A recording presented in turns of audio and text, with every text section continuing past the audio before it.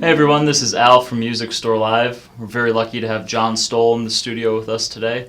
We're going to ask him a few questions about music and jazz and see what he has to say.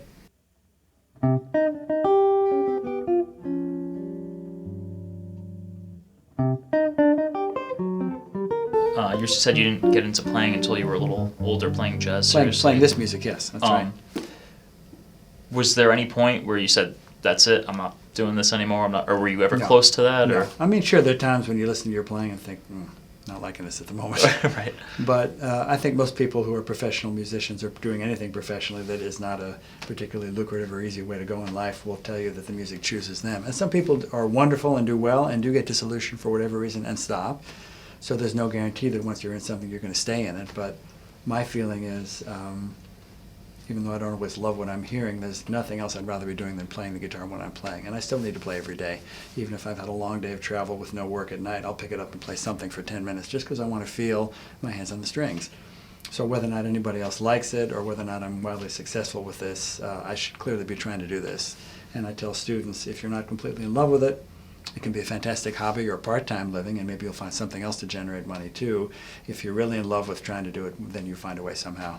Right. It's usually a combination of different income streams, teaching, playing different styles, whatever it is, because it's just a tiny handful of famous guys who can really play on their own terms and do well. Right. Yeah, I was going to ask you also about, advice for young musicians, and I think you already answered it. It's kind of a combination of It's everything. a combination. And talk to as many working pros and as many of your peers as you can. Network to try to develop ideas. I mean, you have a successful business here, marketing and selling a wide variety of guitars, some vintage, some new. And so you're offering lots of different things to your whole customer base across the world. If you just sold green Telecasters, it probably wouldn't work quite as well. Right. So as a musician, you have to, by trial and error, discover what you're comfortable doing. In my case, I only play in this particular style. I have friends who are really good at and very comfortable being versatile. They can play a rock gig, they can play a country gig, they can play a jazz gig, and they like all of it. They have different guitars, different amps. I have different guitars and amps too, but it all kind of sounds like me.